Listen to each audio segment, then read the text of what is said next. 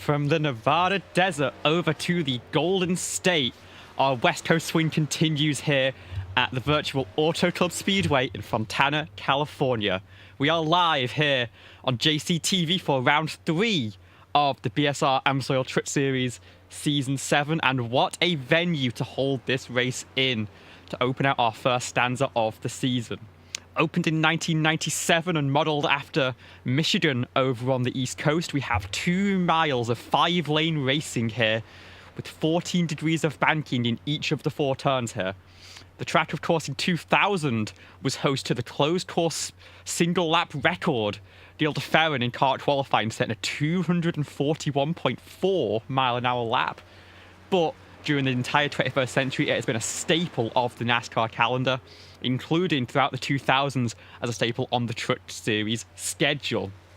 It's going to be very high-speed racing for our trucks here tonight, but the track temp is going to be very hot indeed, and because of that, tyre wear is going to be a factor. There's going to be a fair bit of lifting. I'm currently seeing track temps well into the hundreds, sort of 110, 20 degrees Fahrenheit. So it's going to be very tricky indeed, and these drivers have to manage their trucks as expertly as possible. This track, of course, did close in real life after the 2023 race and is currently in a state of disrepair, but thankfully, with the magic of sim racing, we're able to race here once again, and I am so glad that it is an amazing track. I am Olivia Hayward, bringing you through the coverage tonight. Alongside me is Adam Kuhn. And Adam, what are your thoughts about this race? I am so excited. I'm very excited as well, Olivia. This is going to be a lot of fun. You mentioned the history of this amazing speedway, and it's going to be a lot of fun tonight racing here virtually, like you mentioned. This is a track that the AMSOIL Truck Series has visited, if not almost all of the 7 seasons so far, and a little different this time. You mentioned the temperatures. This is the first time, I believe, we are racing here in the daylight like a normal auto club, a traditional Fontana race we are more accustomed to in the more recent years before the track closed. Used to running a lot of night races here for the AMSOIL truck, so a little different this time around. Yeah, of course, a track that does have lights, and there's been a lot of fantastic races under the lights here, but baking under that California sun, it is going to be one hell of a race indeed. We are just wrapping up final practice here. Currently top of the timing boards is Justin Raw, and we are talking a 41.775, but more recent laps have been further into the 42-second range. We know with the oval refresh earlier this year, track soak, or that's last year at this point, track soak of heat can be a major factor. There can be a little bit of marble build-up in theory, but I think we're going to see drivers trying to use all 5 lanes, and so it'll just be about finding which part of the track is the coolest and has the most grip. That's going to let you get those overtakes and make those really fast laps around this track. Yeah, qualifying is going to be a lot of fun as well. With the 5 minutes they have available, when do you take the opportunity to go out? I think there's going to be a lot of people going out really early in that qualifying session. Yeah, of course. I'm quite well versed with cars where you can set up qualifying with just a gallon of fuel in them. Here, you're taking out a full tank anyway, so these last 5 minutes after you've got your lap in, they can be another final chance to get some clean track and see where the grip might be for the initial race start. We are heading into the qualifying session now, and we'll see who's going to be the first one to roll out on track to set the first laps of the session. It looks like Cameron Caldwell is very eager to get started here, rolling off pit lane now in that number 12 car. And one thing is, we got a lot of Chevrolets out today. It's definitely seems the dominant manufacturer in this series, so really interesting to see how they can fare compared to the Fords and the Toyotas in this run. But you see already going onto the high line, already up to about 170 mile an hour, just coming off pit lane and running that high side to open up the session. Try to carry as much speed as you can to the line, of course, before getting going again. We'll go on board and see what Cameron Caldwell is able to do.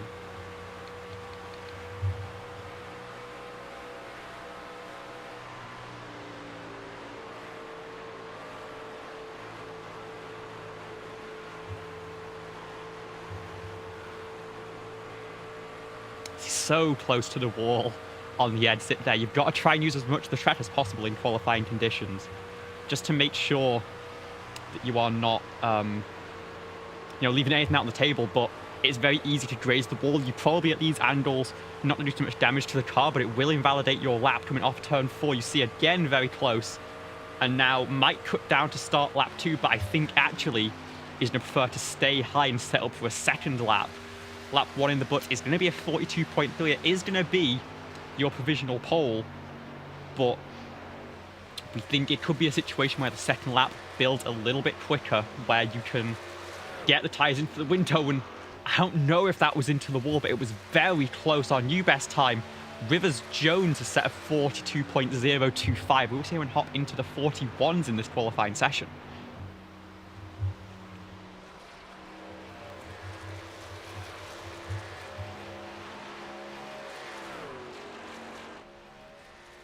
Now Cameron Caldwell cuts down onto the apron, running through the Auto Club logo and across the line, finds an improvement of about 1/10 of a second, but it'll only be enough for 4th place right now.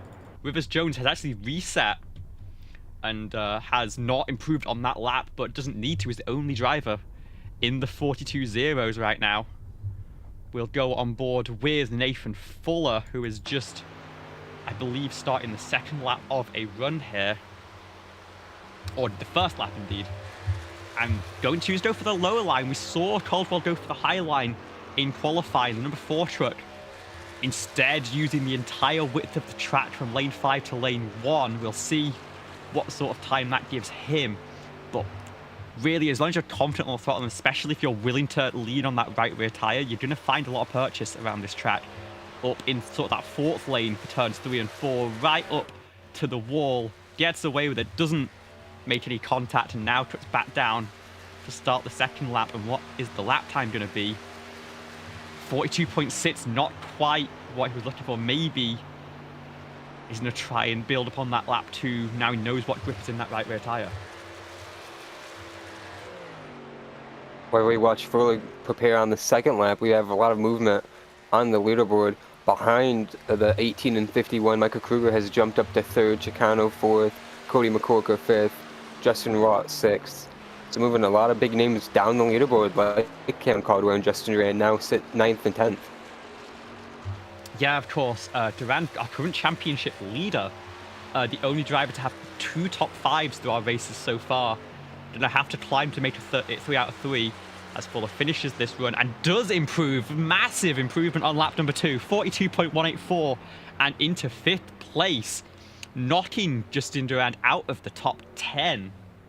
So a real mix up there in qualifying. It looks like we've got a few trucks choosing to not qualify. We'll follow on board with Tyler Watermolen, who is still running a lap here.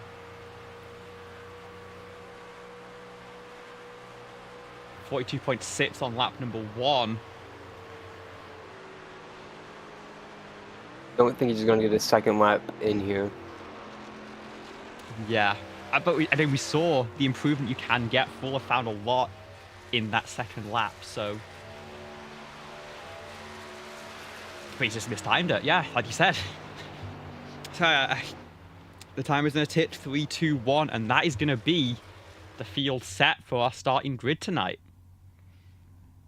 So as we move towards the race session now, we will get a quick look at our starting lineup.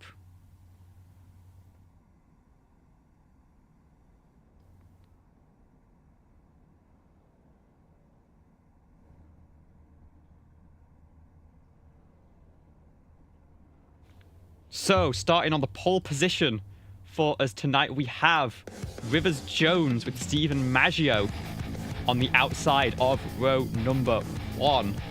Row number 2 will be Michael Kruger with Alonso Chicano in P4, and finishing out the top 5, Nathan Fuller. Who recorded alongside a very strong qualifying session for these drivers, just within about 100th of the 10th of a second of pole position. Justin Bort and Levi Poland in around 7th and 8th, with Brett Bennett and William Kemp rounding out your top 10 here tonight. 11th place will go to Mika Walls, who nearly made that charge last week, finishing just 700th behind your winner Alex Kerf. Cameron Caldwell will start P12. Justin Durand starts P13 from the championship lead. Jamie Wright alongside in the number 89 truck.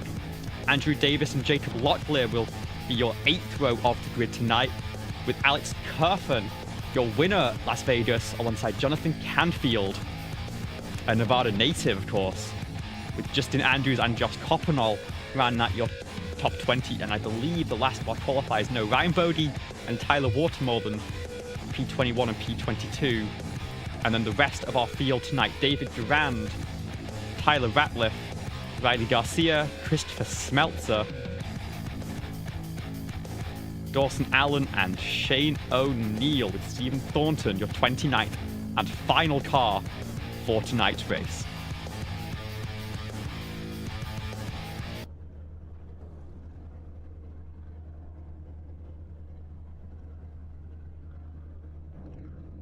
And as our field gets rolling here, it's time to talk about who we think might be our pits for today's race. As I do some quick shenanigans behind the scenes, don't mind me. Adam, why don't you start us off? Who do you think is going to be the one to take home the shattered flag tonight? I'll pick David Durand. I wanted to go with someone a little bit outside the box. He's always strong on speedways and super speedways, of course, and this being a very fast track, and he has been very strong here at Fontana in the past. Don't count out that 24 of David Durand. This track, not necessarily the one that you would expect him to win on, but he has always been in the mix. And as I finish off this little shenanigans there real quick, I think I'm going to go for, in this one, you know, impressed me last week, and I think I'm going to put it to back-to-back here. Alex Kerfen, I think he's going to be the one to hold off the pressure here and take home the checkered flag tonight. But we've got 100 laps of racing to tell us what to expect. It is Rivers Jones on the pole for tonight's race. Come through 3 and 4, the pace car will pull off, and it'll be Jones and Maggio in control of the field. 100 laps of racing, here we come. We are green in Fontana.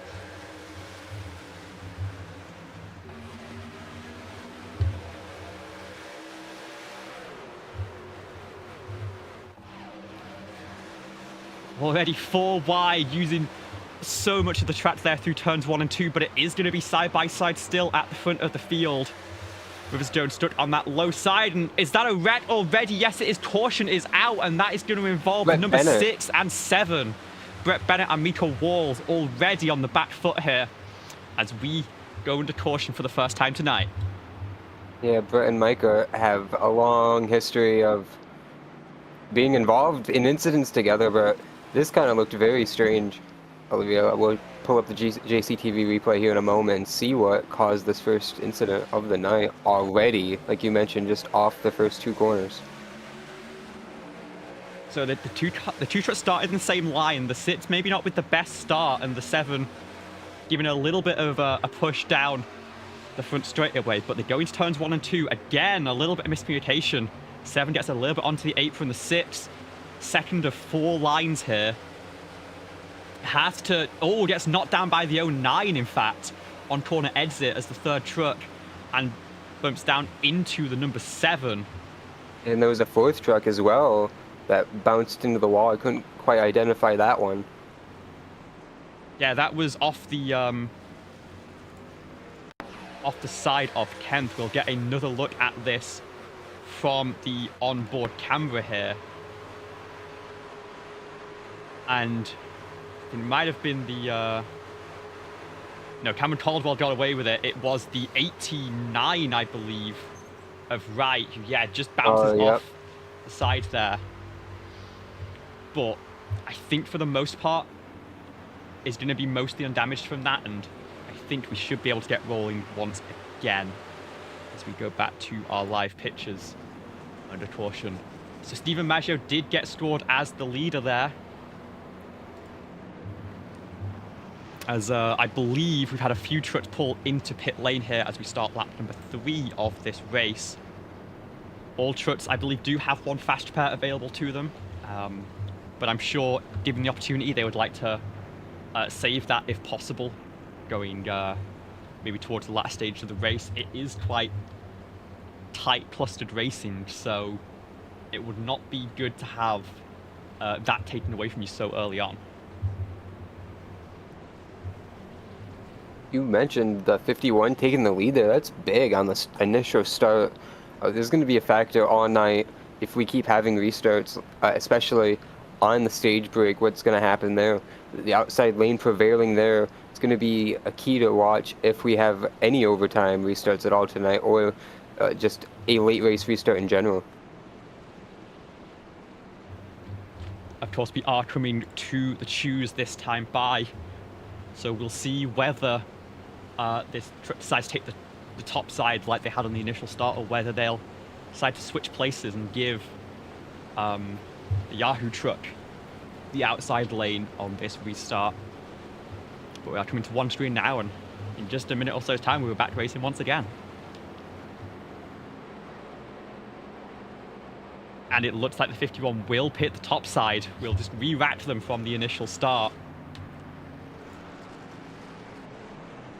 And as I fit some more things in the background, because that's the way it always goes. We are back once again with our overlays and ready to go for another little bit of racing. I'm excited to see what this turns out as in as we get a longer run, because like we said, tyre wear we're expected to be a big factor. We do of course have 5 sets of tyres to work with, but you're only expecting to have really use 3 of them if the race stays green. You'll take 1 at this stage break, and then you'll have 2 for the you take another one in sort of the middle of that second stint pit window, and then you want to have at least 1 in the pocket for overtime.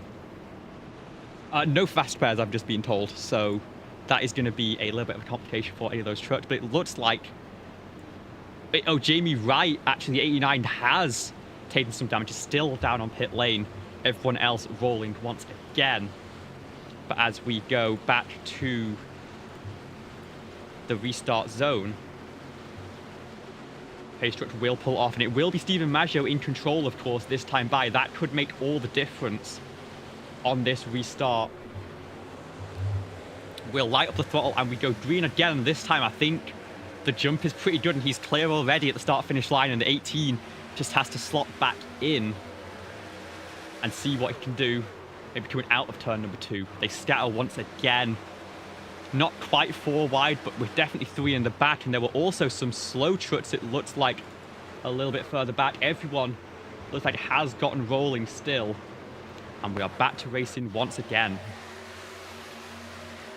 Yeah, I'm not sure what happened in the midfield to separate the pack, as they are 3 wide at the end of the top 10 or so there, but they are side by side for the lead. I noticed Cody McCorker had a very rough restart, kind of bogged down there, as they continue to be side by side for the top 2 rows. Does Chicano try and split the middle here? Yeah, there's plenty of room to do it. The 51 has to back out. Rivers Jones leads at the line there, but it might not be for long. Alonso Chicano taking that 3rd groove through turns 1 and 2, and it looks like isn't going to quite have the momentum. It might go for the crossover here, get to the low side, and the 18 with a little tad of the wall will give the 25 away through, and should be able to dictate the line coming into turn number 3 and take the lead at the end of lap number 6. The 18 now under pressure from not just Michael Trudeau, but Stephen Maggio. Rivers Jones having a lot to deal with there, but is still near the front of the field and crucially ahead of any incidents that might happen further back in the pack.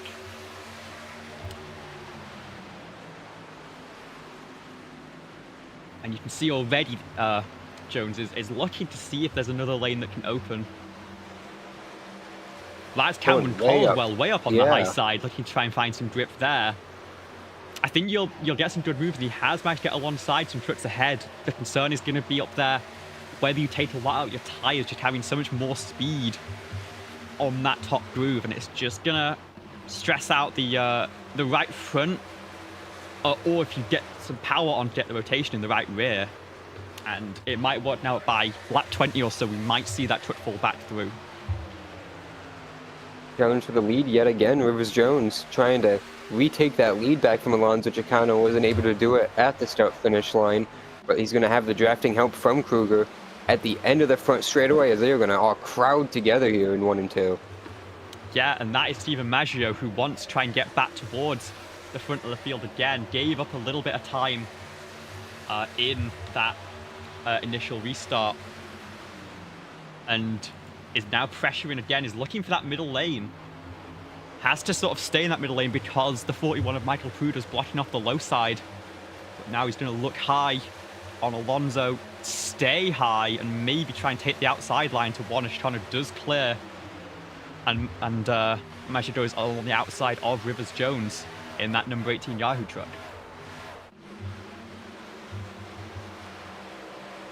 Top 7 trucks all clumped together right here, and Alex Griffin not too much further back than Cody McCorker right there as well, so they all fan on the back straightaway. Chicano clear of Maggio and Jones. Yeah, we'll go on board with Nathan Fuller for a little bit, because I think this is going to be very telling as to how you pick through this lane. You can see Cameron Caldwell on the high side there in that number 12, up 8 positions since the start, and currently holds the race fastest lap of a 42.2. You can see just sandwiched here a little bit. Can get up high now that McCorkle is clear. You see just the fan out in turn number 1. McCorkle goes high, Crude goes into that second lane. Fuller will try and tuck in and maybe go for the up and under. But there's just so much traffic ahead here. You can see Maggio is actually cleared now a little bit further up the track, as Jones is starting to fade a little bit and fall back into this group with 3 wide into turn number 3, in fact. And Rivers Jones on the low side, struggling to hold on. Yeah, Kruger and McCork are going to continue to batter. In fact, actually, it's going to be Kruger tucking into line, with McCork getting the upper hand on Rivers Jones down the front straightaway. You mentioned Maggio into line. He's now peeking into turn 1. Batter for the lead on Alonso Chicano. I was going to mention Cameron Caldwell, who got clear into 3rd, but it is heating up front all the way around. Yeah, and I think what Caldwell really wants right now is he wants those two to check each other up. As never mind, Michael Kruger has a spin. A big caution hit, comes caught out, and the the air. field manages to scatter on the back stretch, but how much damage is on the left-hand side of that truck? It looks okay on the body panels. He might have just gotten away with that one. But what in the world happened there? I think you were right, Olivia. Somehow he has to have gotten away with it from the looks of it, at least. He might have some suspension damage, but it is definitely far, far, far better off than what could have happened there. He is lucky not to get T-boned from anyone from where he's spun in the pack. Number 4 gets into him and nearly puts him up and over. Nearly a blow over, like you mentioned. Wow. So a very scary moment for the 41 and everyone further back in the pack there. And obviously a lot of track position lost for Kruger, which is going to be very unfortunate, but probably thinking, actually counting his lucky stars there, that could have been a whole lot worse, that it was sort of a gentle push from Nathan Fuller almost. And then the rest of the field managed to get around the spinning truck, and the caution flag flies with no other collateral in that incident.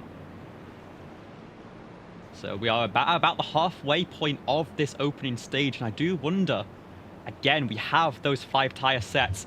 Is anyone going to make the call to come in early and try and use those tyres to cut back through the field? We're thinking maybe Kruger might have to, given the spin. Those rear tyres will really be struggling, but it looks like we have a fair few takers here down on pit lane. And Kruger is going to be one of them. The lead truck decided to go for it, Justin Raw, the 76, who's pitting from about 10th place, it seems like. So some drivers taking the gamble. I wouldn't expect it to be possible to flip the stage here and then to go just one stop to the end. But it's always a strategy call you can make if you want to try that 2-stop, as we saw some drivers do last week. This could be the chance to take your pit stop and then slide to the lead once stage break comes out on lap number 25.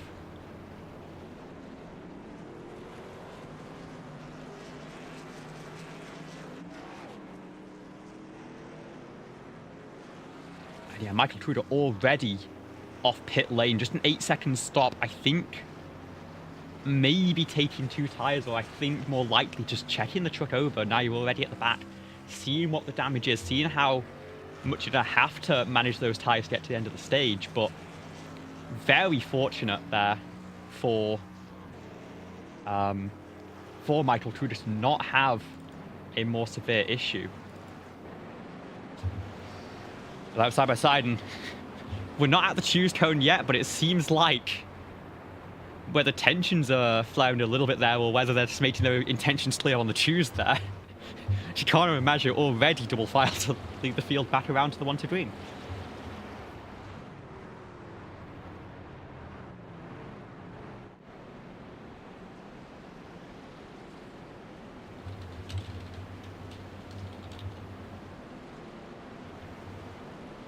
And they're going to follow this time. Chicano goes to the high side, and who was that got into the wall there? Was that Cody McCorkle in the number 2?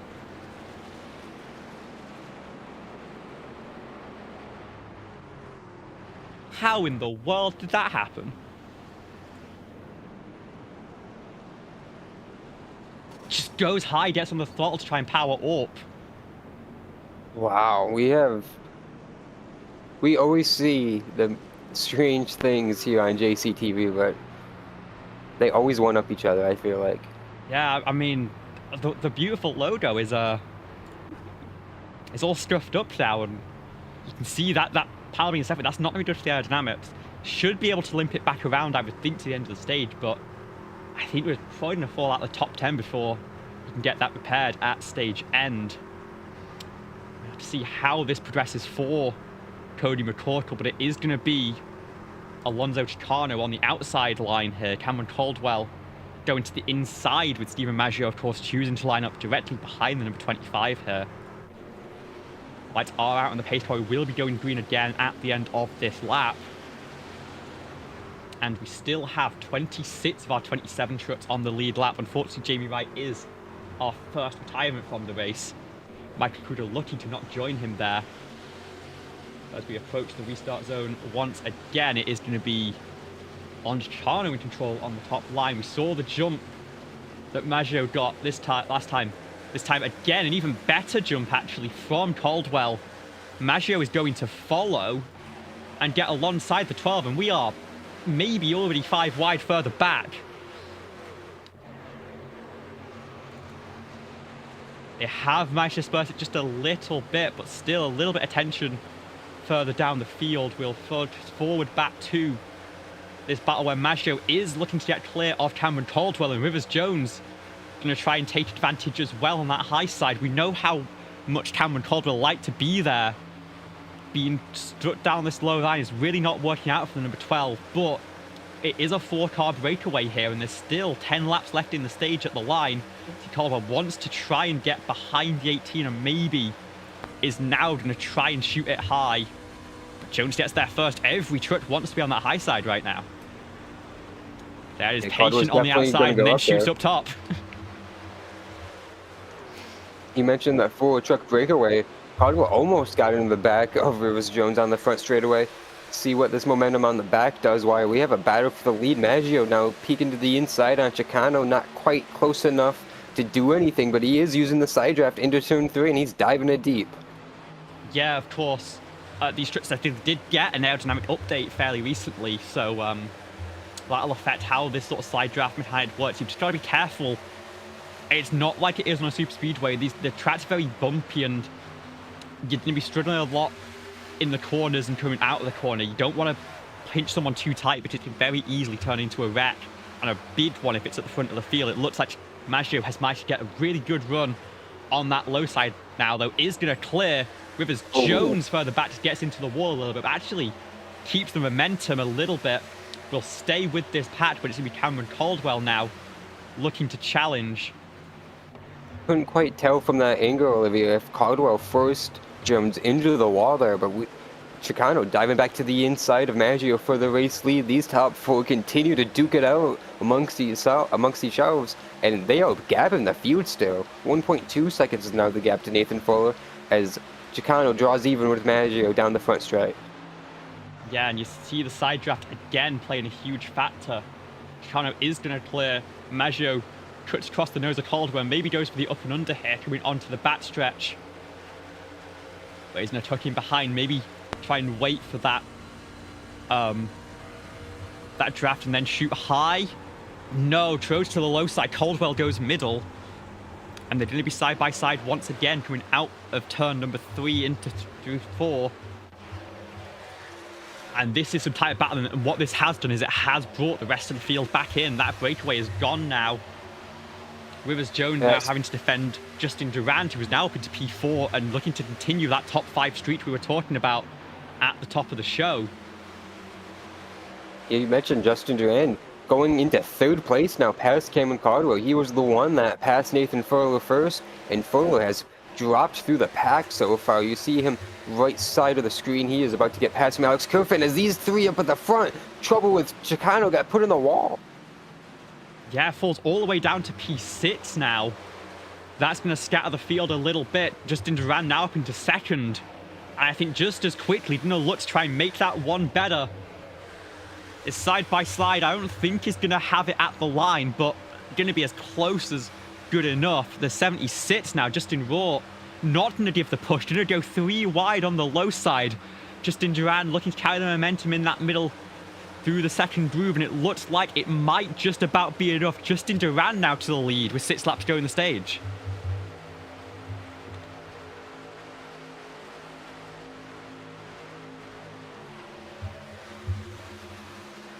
.76 now looking high, doesn't want to be pinched on the inside, but Durand just has such a good run. I think he's done a really good job managing the tyres in the opening half of this first stage, and is now just starting to pull away from the field. Justin Vaught following as well, but Durand up from the 13th starting position. Caldwell, of course, we mentioned, started 12.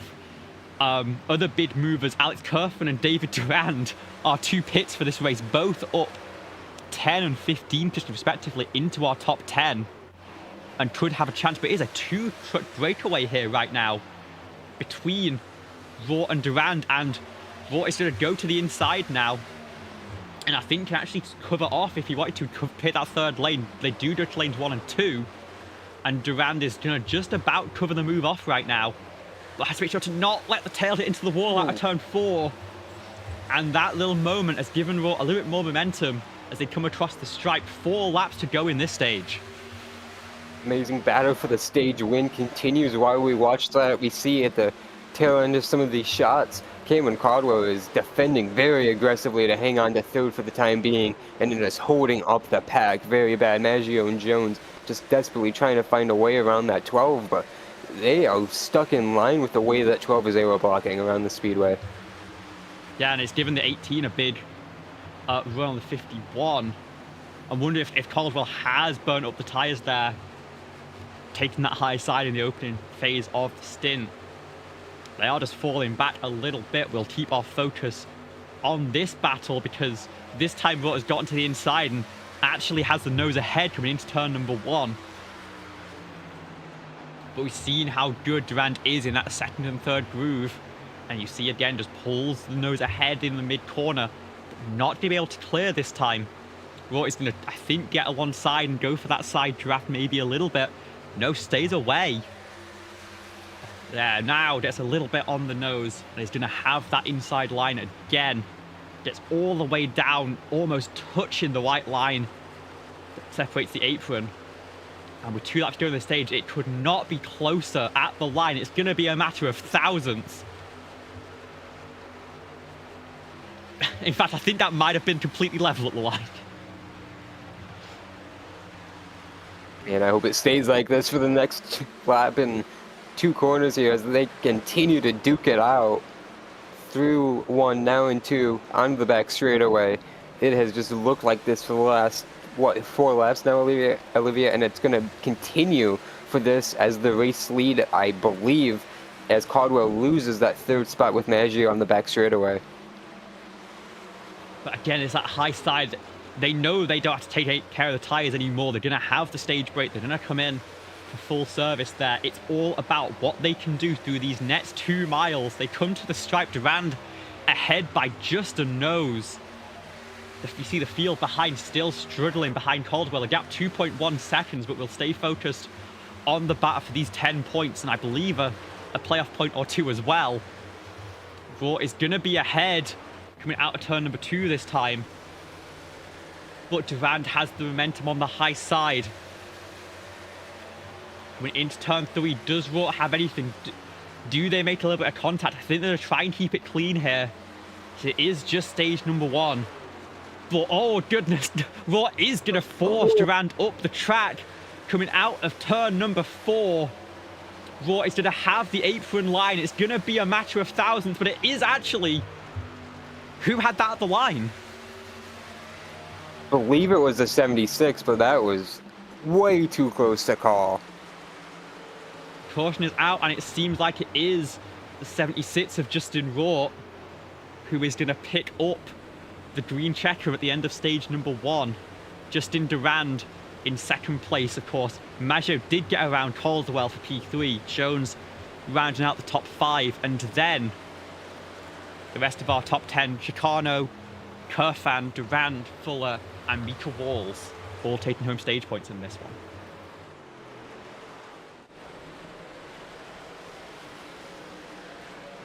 But also checked back on a couple of our other storylines from this race. Cody McCorkle did manage to stay on the lead lap after picking up that damage on the restart. But you can see it's not great on that right front, and he has fallen all the way to the tail end here, 26th position. Meanwhile, Michael Kruger, who tried to pick up the spirit of the Chili Bowl, still at 0 flips, but it was very close, and has made his way now up into 21st to finish out the stage. Still a long way to go, but we know he has the pace in that truck.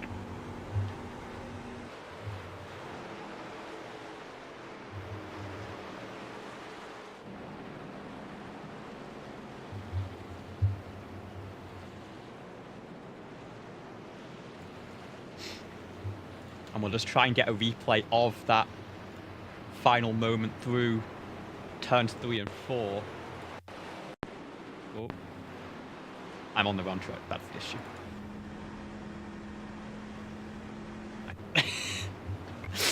We'll ignore that.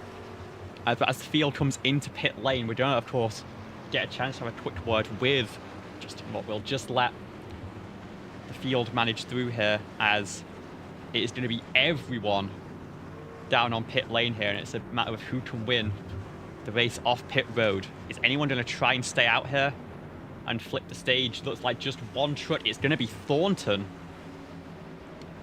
Maybe just going for the lap lead point, potentially Stephen Thornton, and cycle through into the lead as our entire field comes rumbling into the pit boxes. And that was Alonso Chicano missing the mark a little bit. Going to take 2 tires, probably 4 for the field. Some trucks rolling off at the back. Who is going to win the race off pit lane? Oh, cut right to the outside. It's going to be Stephen Maggio, I think, on the inside there. Ahead of Raw, Durand, Jones, and Caldwell. If we can, we'll just now get a quick word from Justin Raw. Find him in the Discord. Never mind, I don't think I can find him in the Discord.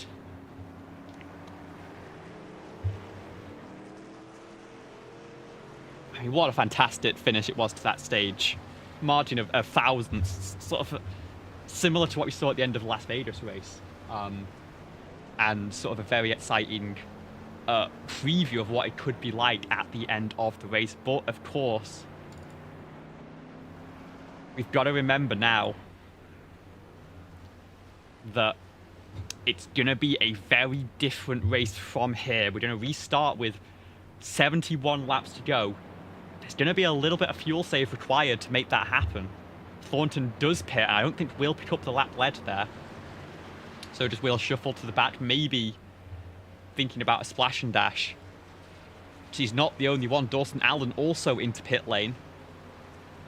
So some tricks thinking the fuel window is going to be tighter than even we're expecting. I'll take an extra sort of half-gallon of fuel, make sure that tank is nice and full, but we are on the 1 to green now. We will be restarting out with Stephen Maggio, who will have the outside line with Justin Durand on the inside. Jones and Raw going to line up row number 2, and I think we've already had 2 incident cautions in the first stage. I think we had 2 incident cautions at Las Vegas as well, and then the rest of the race did run caution free. We'll see if history repeats itself, because there's been some really tight racing here so far. Coney McCordle has stayed on the lead lap, but took some extensive repairs. Andrew Davis and Justin Andrews also in a similar boat. And then trucks like Shane O'Neill and Dawson Allen coming in just for that splash and dash, looking to make this final run a little bit easier on the one stop.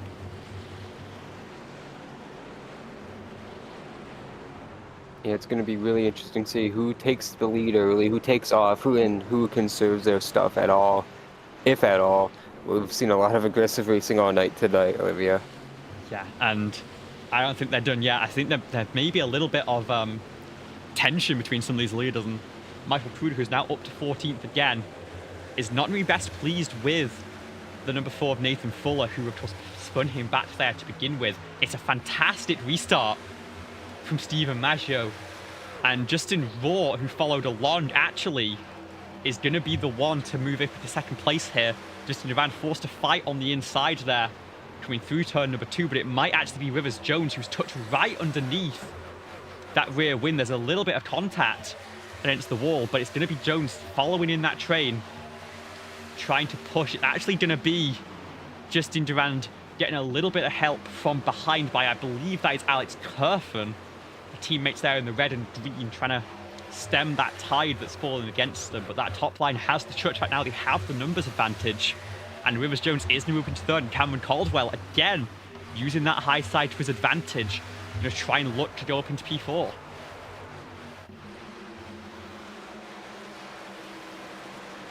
And it's a patience race, and I have to run this fuel tank basically all the way dry, and the tires in a struggling temperatures like these, there's got to be a little bit of patience, and maybe this is all going to plan for Justin Durand here. Alex Kerfen now has really taken the slingshot. Started P17, now up into the podium positions as Cameron Caldwell takes the lead, and we have a lot of moves already on this restart. Would not be surprised if it's a lot of game of chicken right now. A lot of people not wanting to lead a lot of laps with the fuel being so close and the tires conservation here in the heat, like we have mentioned all race long, as Maggio is going to go side by side with Kerfen into turn 1. Yeah, it looks like Kerfen is going to clear up into second position here. Cameron Caldwell set the race fastest lap last time by 42.120. A good sort of 2/10 faster than his fastest lap in the first stage. So it is all go for the number 12, looking to get into that clean air, not have to run side by side, and maybe try and preserve some tyre that way. But further behind, it is an absolute hornet's nest. Exit of turn number 4 looking very tricky as trucks come towards it too wide. Obviously it falls away from you as it goes into the quad oval, but not as quickly as you think. It's very easy to wash up into the wall there and lose all your momentum. As all the way on the high side, I believe that is the number 6 of Brett Bennett recovering from that lap 1 incident.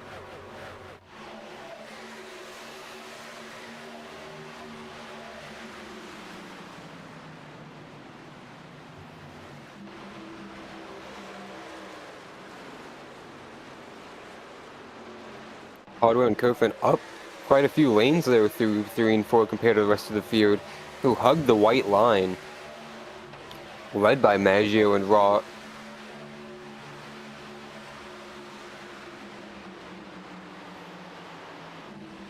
This time they're going to go into that second groove again, and again the entire rest of the field is going to look on that low side, trying to find a bit more purchase down in the clean air. There is obviously draft that you get from the big bodies of these trucks knocking the air out the way, but those rear spoilers are not a huge fan of that. They need that for the downforce, and this time as the trucks go low, it might actually hurt the charge a little bit of Stephen Maggio, especially. Justin Durand now moving back up the field, already up into P5 and looking for 4th place now with the truck ahead. Rivers Jones is giving some help to Justin Raw behind, and they're going to enter turn number 1 side by side once again. But right now it is Caldwell and Kerfen who have decided to charge early in this second stage and go to the front of the field by half a second. Justin Durant gonna go around Justin Roth. Maybe he had a good momentum through 2, wasn't able to use that full run down the back straightaway like I thought. Now able to finally clear the 76 into turn 3. The 18 Rivers Jones thought about making a move there, and that's gonna stack up everyone behind him with Michael Walls. And speaking of that gaggle behind, Michael Kruger now back into the top 10. Looking to make up for lost time. Of course, was running well within the top 10 and even top 5 before that spin. Set into the tail end, but a fresh set of tyres in this stage has seemed to work wonders for the 41. And they will get moving back through the field here. On the outside of the number 7, no, into the wall just briefly. And that'll hurt that hurt that charge just a little bit. You know, Mika Wall, the tough cookie, was making those big moves at Las Vegas and doesn't want to let Kruger by under any urgency whatsoever.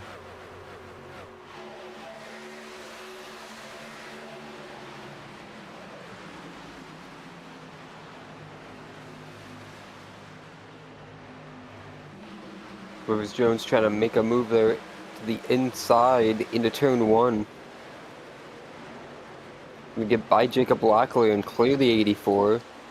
It's going to open the door up on that inside for Micah, who's going to tuck into line. No, he's indecisive down the back straightaway. He is going to tuck into line.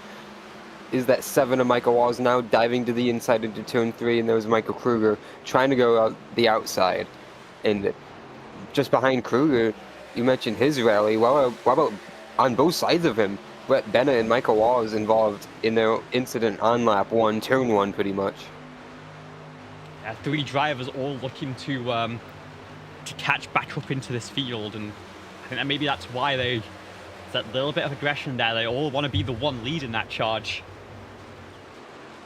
As Alex Kerfen actually has gone to the lead of this race. Cameron Caldwell is going to swoop back on the inside, though. We saw Kerfen going for that alternate lane. He's now on that top side, that second groove.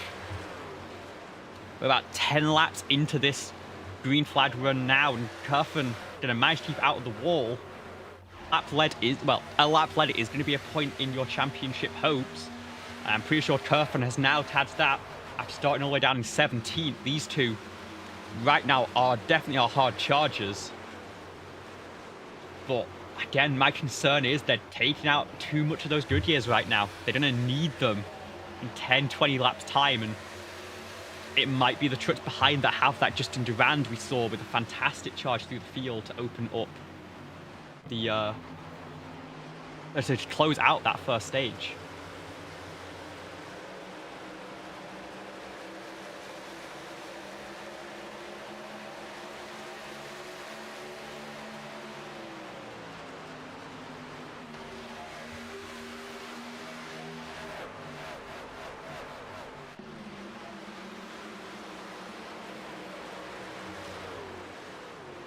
Crazy to watch these guys side by side up front, Olivia. I would not have expected that out of Alex Kerfen and Cameron Caldwell. Even with the lead they have right now, just abusing their tires. Yeah, it's not just that the side by side. You can see the yaw coming through the turns. They are using that right rear to get the truck rotated to be able to hold those side by side lines and not fall into the pack. As there's a little bit of a tap there, it seemed like, between the two. They are no love lost right now, and I'm just worried this is going to burn it up. We're seeing Maggio now within 4 tenths. Justin Durand, I think, is going to have a good chance here, but has been bobbing back and forth in the order. Caldwell, it looks like, might be clear for now, but it might just give Kerfen the low line coming into turn number 3, and the roles might reverse. Caldwell actually going to block that off a little bit, try and force the 30 to the high side. But Alex is not going to bite, and now is going to try and tuck low as Caldwell holds that third groove. Alex Kerfen goes to the second.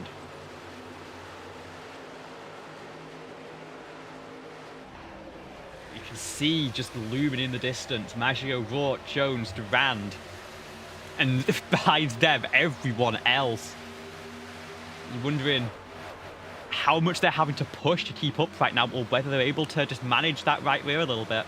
Keep yourself in contention. Number 12, all the way in lane number 5, is going to hold on to it and is going to stay clear here and pull away by about 2/10 coming onto the turn number 3. But I think Maggio now might be the one threatening Kerfan, who goes to the low side, gets to the second lane. Maggio gets to the very bottom groove and Rourke follows. I'm wondering whether that right front just can't quite grip enough to get down to the white line anymore.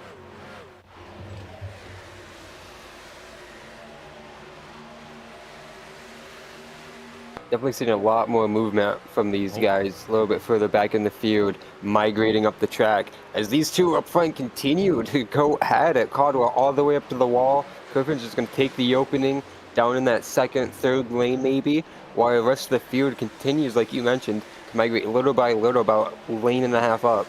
And you see in Caldwell looking to, whether it's break the draft or try to defend that low side and not let Kerfan get there too early. He's still holding that sort of third, fourth groove. It's where he seems to be finding the pace right now, but he's still making number 30 think about it on the straights here, or at least on the back stretch. I think this might be Kerfan's chance now, though. Touch right underneath the rear bumper. He's going to now take that third lane for himself again, force Caldwell into that fourth and fifth groove. The one thing you got to be careful of is those seams can unsettle the truck quite a fair bit. And if you're already on the edge of grip on your tyres, that is going to make things that much worse. But it looks like Caldwell really finding purchase on that high side for the time being. Kerfan dives it low.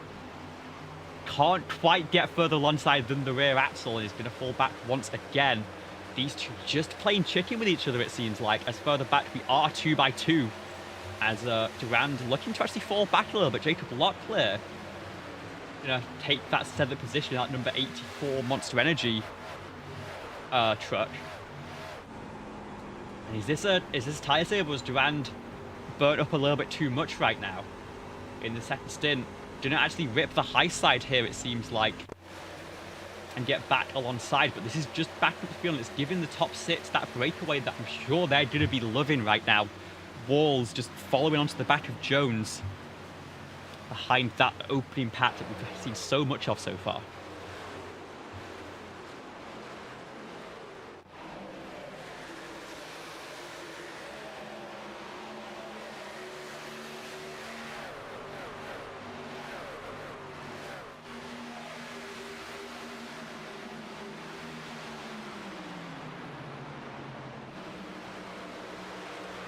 And so many of these trucks right here are so close together, the way they're entering the corners. Chicano and Kerfan just right up.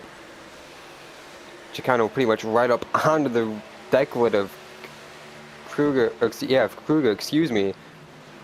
They raced with Jacob Locklear. He had a close call there with Kruger on the back straightaway. Going to allow the 09 to slowly rear into this battle for what is the 8th position on the track right now. William Kent going to bring, Ryan Bogey as well into this fight. Yeah, so they catch Justin Durand. Woodward has inspired number 21 truck there. Yeah, Bogey, of course, a big Wood Brothers fan, almost always in a classic or a beautiful WBR scheme, and got the Dex cargo truck tonight. Ooh, a little bit of a moment there for that 21, but he's still right here as they have caught Justin Durand. That is Kruger, Chicano, Locklear, all these guys. So this is now the battle for 7th. Yeah, Durand got clear of Locklear, who I think maybe is burnt up a little bit. You're seeing a wheel having to do a lot of micro corrections, almost walking up into the wall on exit. I don't think Durand has the tyres underneath him that he'd want, and he's getting a push from Kruger here. But I'm pretty sure before long, 41 is going to duck out of line and try and find a way around. Goes to the high side here. That can be why you get tucked up so close. You want to try and wait for the truck ahead to turn in and then try and power through on the high side. It's a great move to make in open wheel machinery, but you can make it work in these stock as well if you're as brave in that top side as Caldwell is. But speaking of, Kerfan has gotten back ahead and actually got a bit of a breakaway here. It's now Justin Rourke pressuring Cameron Caldwell, who might have just taken too much out of the tyres as we were expecting, and this entire pack now might be stuck under a different cork in the bottle, which could give Durand and Co. a chance to close back in a little bit. Caldwell goes high, 3rd, 4th, 5th, 6th, all to the low side, and Raw gonna nearly clear. Gonna have to form into 2 lines here, and Alex Kerfen giving that draft to Caldwell to just let him pull back ahead on that backstretch. The momentum coming out of the corner being very apparent on that high side. Exactly, Olivia. That is a great example of what the momentum on the top side of the track can provide, because right there through the center of the corner we saw Caldwell side by side with not just Raw, but even Stephen Maggio get alongside of him and put that 51 truck pretty much door to door with the 12. But the momentum and then the draft slipstream down the back straightaway, the 30 truck was providing Caldwell, just helped carry that 12 truck through both of them. See it work again here, not quite to the same extent, but Rott was again able to get inside that 12 truck through the center of the corner, but not able to keep the momentum at all down the back. Further back, Michael Truder has made the move now, just in around, down to P9. And this is going to be the focus for Truder now. Has gone up back into 7th place. Next up is to get back within this pack. The gap is just about 1 second. Gonna maybe catching a little bit of draft, but of course, Walls and Jones are getting much more from the trucks ahead. This is where you've got to use a little bit of tire to try and get back into this fight, and then let yourself be dragged back into the lead battle. Gap is still hovering at just about that 1.0 mark, and it is gonna be tough to make that one work. We'll keep an eye on that battle as it progresses, but we'll hop back to see what is going on at the front of this field, because Caldwell still, see on that high side, Kerfen actually follows this time. Just able to get alongside, there's the wiggle. Not quite sure if Caldwell didn't get that wall though through 4. He jerked the truck hard left there to avoid the wall off of 4, and almost, like you mentioned, got into Raw to avoid the wall. He did a good job avoiding both of them. If he did so avoid the wall, I'm not quite sure, but these guys are going to continue to duke it out here, and I'm sure that's not going to be the last close calls. There it is again, down onto the back straightaway this time. And you see Maggio being patient behind Justin Roach, trying to help him find a way by. The question is, how long is that patience going to last? Is it going to become a point where you think, you've had your chance here, you're not able to pull it off, I need to try and go for this 2nd spot and go towards the leader? Caldwell is consistently able to clear. Jones and Walls being left behind a little bit, and Alonso Chicano actually going to be battling Michael Truder behind as the caution's out on the backstretch. It's going to be in the tri-oval here, and I think Ty Watermore then maybe running a little bit slow. We'll have to see who it was that had that spin. Levi Poland actually in pit lane. See if it had anything to do with that number 90 truck here. We're just past halfway in this race. Through turn repeat actually goes towards pit entry, so it's not involving that 90 truck. Did he get there before the stage finished, I wonder? Sorry, before the caution came out, I should say. Because if so, that could be a huge win, although I believe he has managed to fall 1 lap down. I can't see which trucks were involved in that incident, I'll be completely honest.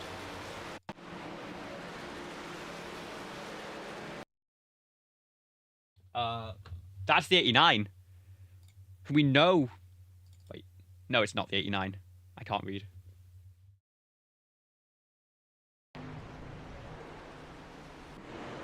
I couldn't quite see. It was the 09? I'm flicking through trying to spot. No, it was not the 09, it was the...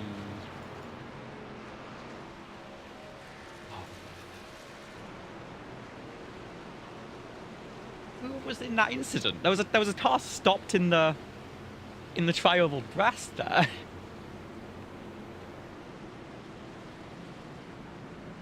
The truck didn't pull in. Stephen Thornton's going to stay out here, as of course we expect. Will Levi Poland, who I think actually might manage to get back out ahead of these leaders, potentially. We'll see who wins the race off pit road and then try and pick up what that incident was that brought out our 4th caution of the night. So this is the race off pit road, and crucially, you're not just looking on the right-hand side of your screen, but on the left-hand side, that is going to be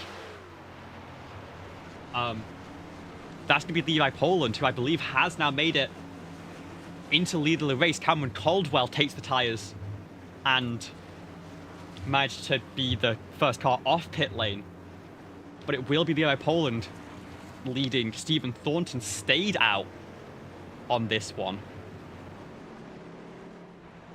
and will inherit the lead here. And do we have an update on what was the spark for that caution?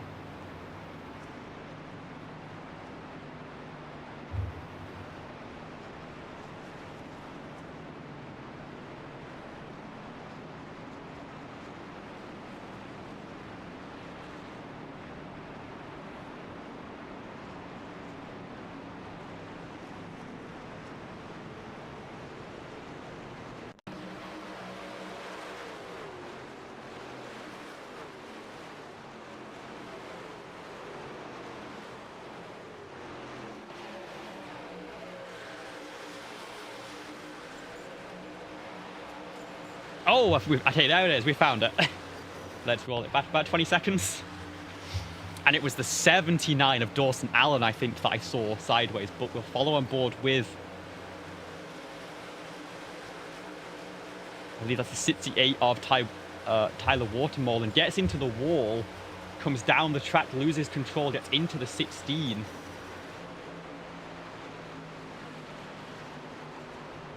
It might have been that Pepsi truck that ended up being worse off from that. Well, mystery solved there. We know what that is, and as we cut back to live pictures here,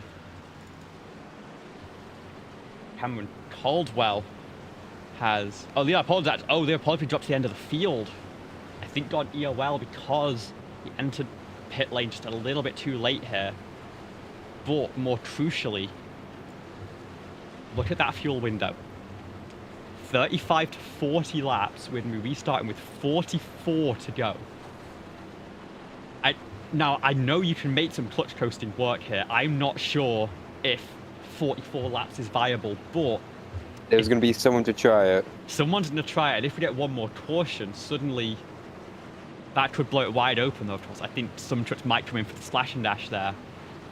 It'll be Cameron Caldwell restarting on the high side. Where else would the number 12 choose? When we're restarting with 44 laps to go, and let's not forget, some of these trucks might be starting to run low on tyre sets now. So we'll have to see what happens if we get some more cautions, but Caldwell will fire up, will get a good launch here. Rourke tucks in ahead of Rivers Jones. Curfin to be the first truck on the low side coming into turn number 1. And Caldwell does drop down to that bottom groove. The momentum's not quite as high up on the restart. You're not going to have to trap the fall anywhere near as much to get down there. As everyone flashes past the wall, that is going to be further down the field, nearly 3 wide, but it's going to be Caldwell again, sticking low right now. Rourke, Jones, Curfin behind, all looking to follow. Michael Kruger up into 7th place and fighting Mika Walls for it, and looking to Stephen Maggio ahead. But right now we still have 26 trucks on the lead lap. Thornton did pit with 1 to green. Of course, Poland nearly made off with a great strategy, but had to drop to the tail end after it. And Caldwell currently leading those 26 through turn number 2 and onto the back stretch for the 58th time tonight.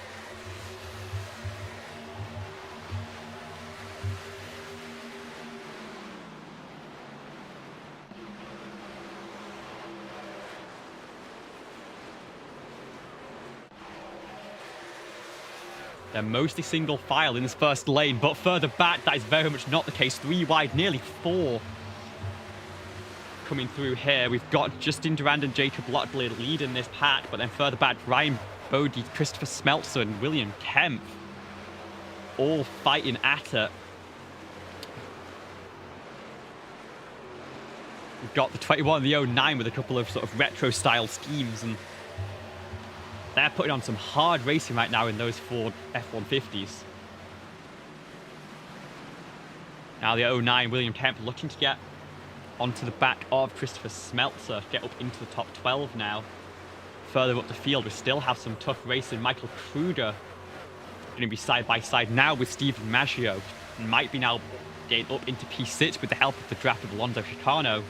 Bunch of trucks got the wall there off of turn 4. One is really slow down the front straight. Yeah, we've got Stephen Thornton, Cody McCourt, Ty Watermolen off the tail end of the pack right now. Andrew's looking to maybe fall back there as well.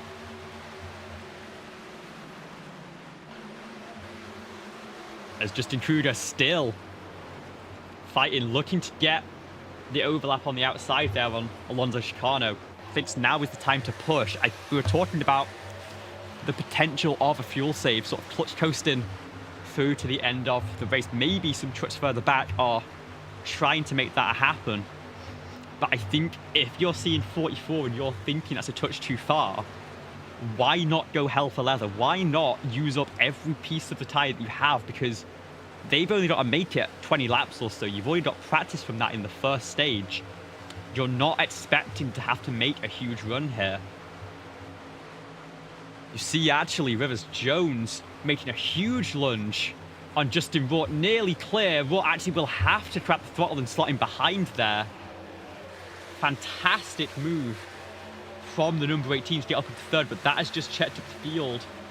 You've got Alonso Chicano behind, and they are 4 cars in a train. Caldwell and Kerfel again with the breakaway. They've been pushing early, and they've been pushing well. 2 very strong trucks here. Trudeau goes to the inside now of Alonso Chicano. They're going to be side by side of 2 cars and have the run of the momentum and the draft here. And he's going to pull back away. But this is some very intense racing, and I think, at least at the front of the field, they are full go. They know they have a stop left, and they are just using all that they have right now.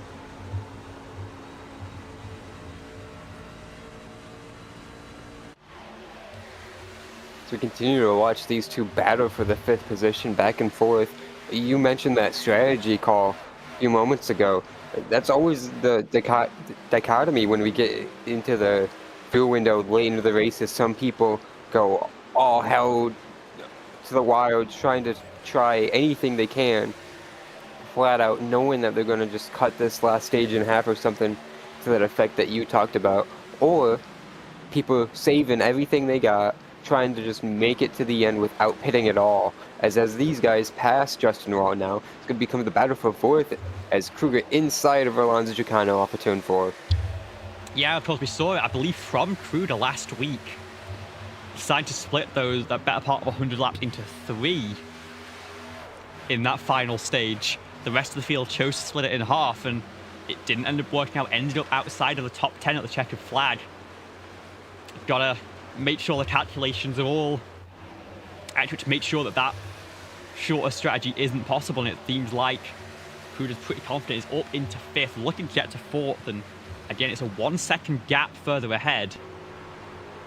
And I think he wants to try and get the move into that leading trio.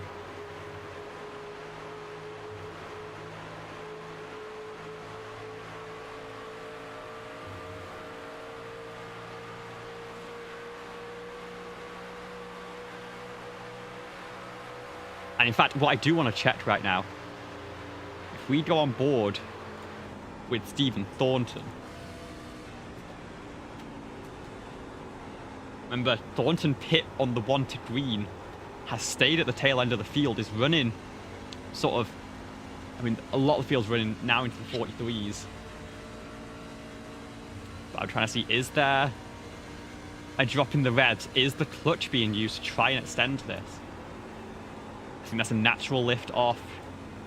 Justin Andrews going for the same. I think McCordle and Watermolen just trying to stay on the lead lap with the damage they've picked up in this race. Oh, it's a bit of a moment, actually, from Cody McCorkle there.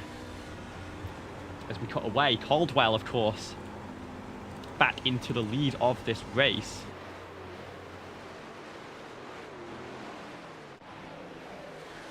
Cruda's not able to get around Chicano right now. And further back, let's keep an eye on this battle with Walls, who was another one who had those troubles in the early running, in that opening stage. Has recovered back up into P8 now. But we see fell as low as 25th for clawing back up from a P11 starting position.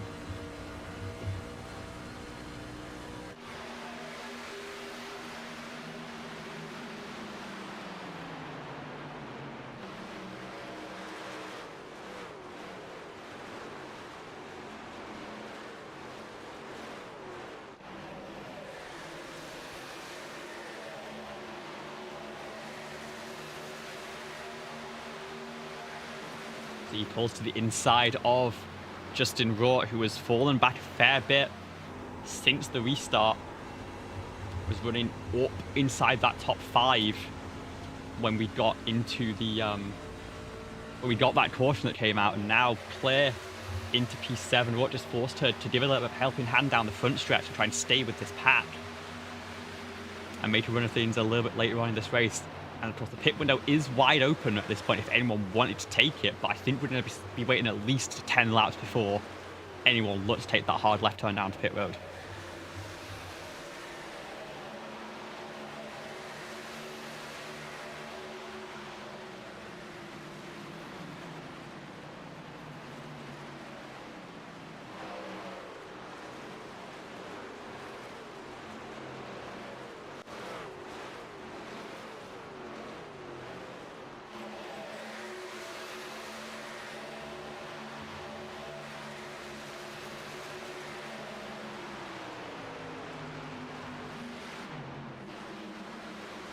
Lap number 69 of 100 here in Fontana, and Alex Kerfen looking for that high side. Caldwell moving down low. I'm wondering if it's just a preference of the way the battle is going, or whether maybe that high side's had some grip taken out of it, heat soak from some trucks going up there, down into that second groove and on the seam, getting down into lane number 1 a little bit. Kerfen follows right underneath the rear spoiler, coming off turn number 4, and the rest of the field following on a very similar trajectory here. I think we might be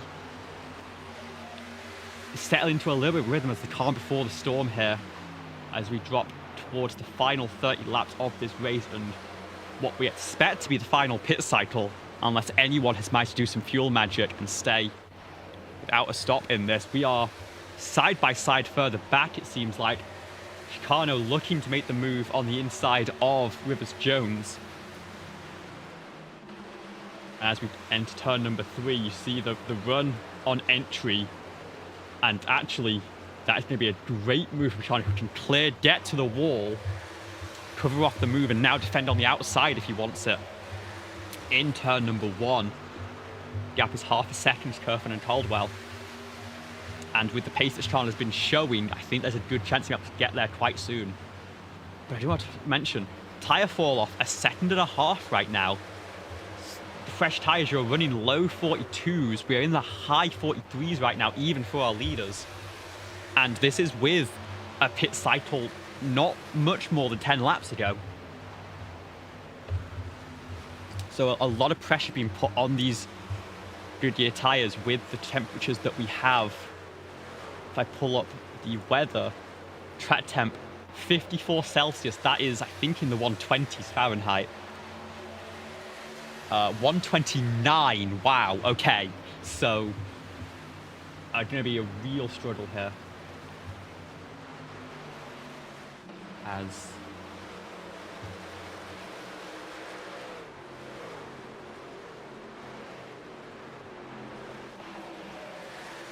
settling into final 25, well, towards final 25 laps or so.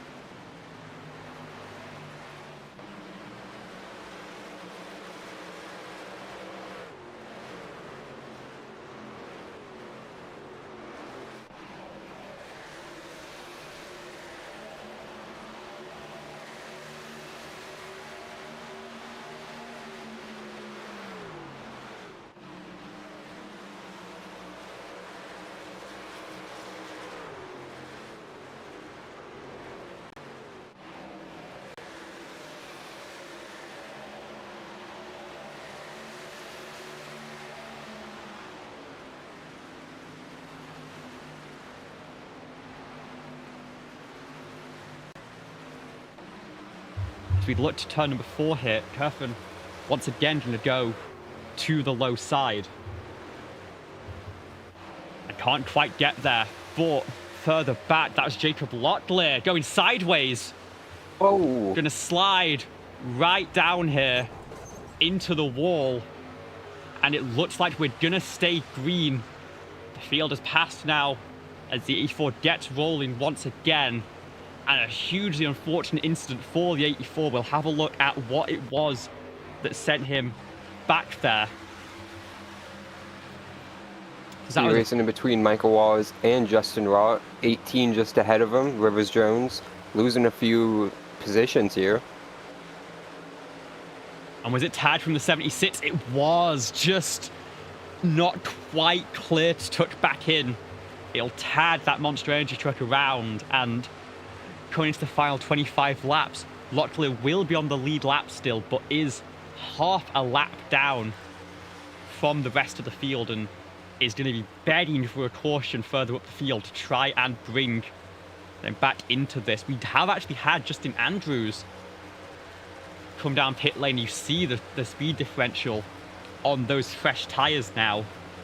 Going to try and make something happen, but a big scoop missing of that rear bumper. So not all sunshine and roses for the 97 crew are in the lucky dog spot right now if a caution were to come out. Ooh. And the racing is very close. What's happened further down the track? Up front, battle for the lead continues. I was reacting to the 97 getting back into the wall there, so we were looking at him. But it's going to be Kerfen going back to the front over Caldwell as Chicano Kruger try to close back in. As, oh, Kerfen stepped the bounds there just a little bit, had to catch it again. And that'll give Caldwell the inside line, goes all the way down to the apron to get the momentum. 24 laps to go. We were expecting these trucks to have to make a look down pit lane soon. And this battling, I'm gonna wonder if someone's gonna think I can be faster than this running on my own than I am in the pack. But again, if you pit now and the caution comes out, you've got to cycle back through the hard way. And with how close these two are racing, with anything happen, we nearly had a caution just a couple laps ago with Jacob Locklear. And Caldwell and Kerfen putting as much on it as possible, trying to get to lead. Kerfen pressuring and nearly had it done.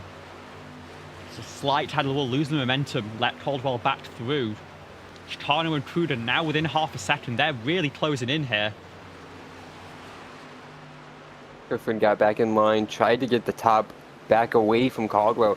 That mistake Alex had a few laps ago reminded me a lot of what I've been watching this week with the Chili Bowl going on, like a dirt racing moment, just missing the cushion, jumping that.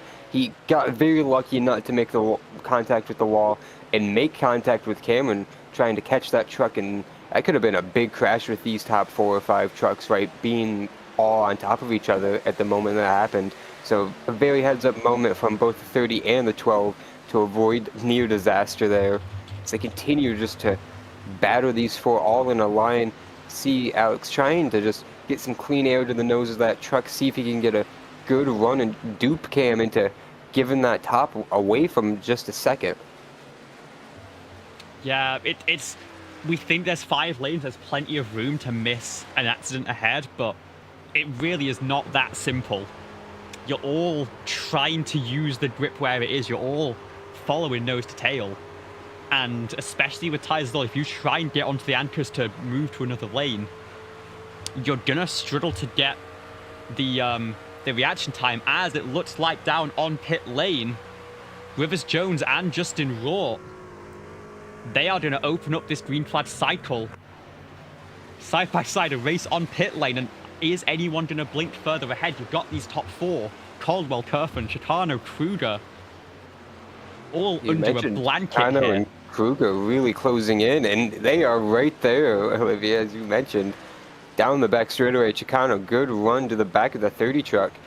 Back to those trucks you mentioned on pit road, those 3, Jones, Raw, Poland. Not surprised to see Jones and Raw as we see top 3 get ready to pit, all except Alex Kerfen. Yeah, Caldwell, you saw when it received Caldwell on the low side there. 41 is Oh, going to go no. around. A It bit of a almost- stack up there. And the rest of the Yeah. field coming through has to get it navigated. And another unfortunate incident from the 41, whose rears are just roasted there. We saw Caldwell go low. We know what that probably means, given his affinity to the high line there. Gets it stopped in the box. He's going to take... This is a good question. 2 tires or 4 tires? I'd have to imagine you'd want 4 here. It looks like they are going to stay stationary and put the jack under that left side of the truck. Is Alex Kerfen going to follow down pit lane here? Yes. And this is a very quick green flag cycle. Remember, only 44 laps to the end from the moment that caution came out. That pit window is going to be very narrow. It's going to compress the field. And you see the truck streaking out of pit lane here. Maggio is going to pull past all of them. If the 30 truck made it to pit road speed, it might have a great advantage there, deciding to pit a lap later and not run into the issue we saw Kruger and Chicano have, stacking up a little bit there on the pit entry. Yeah, I mean, it doesn't look like anyone has picked up a... Oh, actually, Kruger still stationary. I think did pick up a penalty for that pit entry as well. Justin Durand also picking up a 40-second hold and going to fall a couple laps down from that there. It looks like Alex Kerfen may have also got a speeding penalty, is still stationary on Yeah, pit that was road. my fear. He looked pretty fast when we were on that onboard, Olivia, of him hitting those lines. It just looked way too egregious for that 30. So it'll be Cameron Caldwell, the leader of this group that has pitted. It's going to be Justin Raw and Alonso Chicano following behind, with Rizzers Jones trying to hold on to the field. We still have 7 trucks out who have not made their pit stop. They've not got the field trapped to lap down right now. A lot of them have been pushing hard. I mean, trucks on old tires down to the mid 44s. Mika Walls last time by a 45.3, I think it was. Now, again, high 44s. As you mentioned, trucks on fresh tires more than 2 seconds a lap faster, so they are just streaking by. It'll be David Duran Jr. next. Will go on board, as you'll just see how easily it is to catch on this Pepsi machine. This car's just come out of pit lane. You can see, I believe, the 2 trucks ahead, both ones that are still on old tires. Mika Walls gaining. Going to look to the high side on exit. Walls is going to have to leave the lane open, and that is the speed differential between fresh tires and old tires. We heard and saw just a little bit of contact there with the outside wall.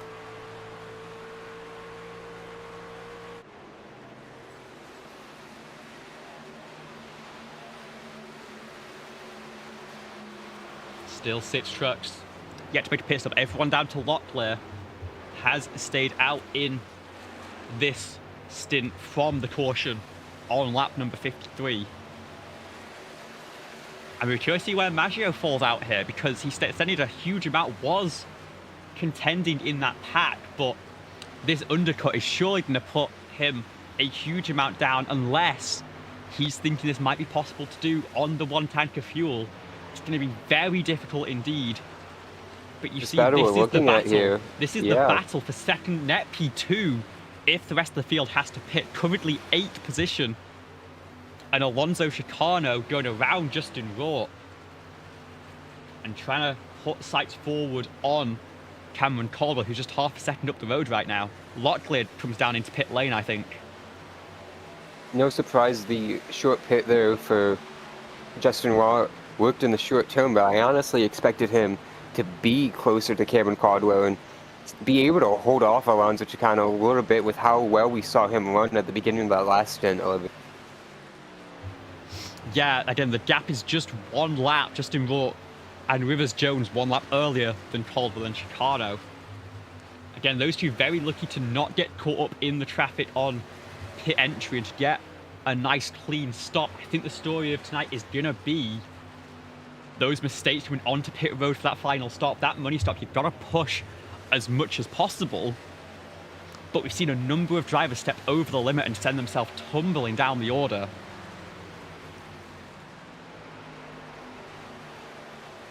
As we're down to 5 trucks staying out, and they're actually a fair way ahead here. You see the gap from Brett Bennett, Cameron Caldwell, 14 seconds. It's obviously dropping so quickly. Difference in lap time, nearly 3 seconds last time by. But maybe Maggio thinks that he can make this work. He's actually setting 44.6s. He's managed his tyres well, given this. But I just fear that everyone up front here is trying to hold out for a caution to try and save them. And even if that comes out, it'll be a very tough sell unless they can convince everyone else to come down pit lane behind them. And while we watch these guys continue to battle and be right close together here, that is Caldwell and Chicano in the wall, I just want to give a shout out to both Alex Kerfand and Michael Kruger, who we have mentioned their mistakes that cost them the win in tonight's race here at Auto Club. But huge shout out for them. Not only are they here tonight in the Auto Club race, but they got done running the 24 Hours of Daytona earlier on iRacing. I know that's something you also did this weekend, Olivia, so a busy weekend all around the spectrum in motorsports on iRacing. So as always is a theme here in the BSR AMSOIL Truck Series early season stuff, the double with doing Daytona early and then rounding out the night with the BSR truck race. Always very taxing, and I don't think we've mentioned it yet on the broadcast tonight, so I just wanted to mention that. Shout out to those guys for getting a P2 at Daytona, but it is going to be a rough night on the truck series side for them, unfortunately. Yeah, I'm sure they'll have one of the best night sleep of the year after all that racing. I'm very much looking forward to that as well. But I'm excited to remember those names, because in 3 weeks' time, we're back on the West Coast for a race at Sonoma. And I know that the difference between an LMP2 and a truck is massive. But I'm excited to see what they're going to be able to bring in comparison. We know that they have that road experience, they're keeping sharp. And you see, I mean, names like Connor Zilic, won the 24 Hours Daytona, won the 12 Hours of Sebring at age 17, hopped into an Xfinity car at Watkins Glen this year and won on debut from pole. So the skills really can carry over, and I'm excited to see what some of these drivers will be able to do. But we are now within the final 10 laps. Stephen Maggio, 36 laps on this stint, I think about 33 under green, still out on track. Jonathan Canfield and Mika Walls also on this extended strategy. But my concern right now, Cameron Caldwell just 6 seconds back from Brett Bennett, just 16 seconds back from the overall lead. And the difference in lap time, more than 2 seconds a lap. We've got to think that these trucks are going to be able to make this happen, even if fuel isn't a concern for those top 5. The lap time is really going to put them under pressure.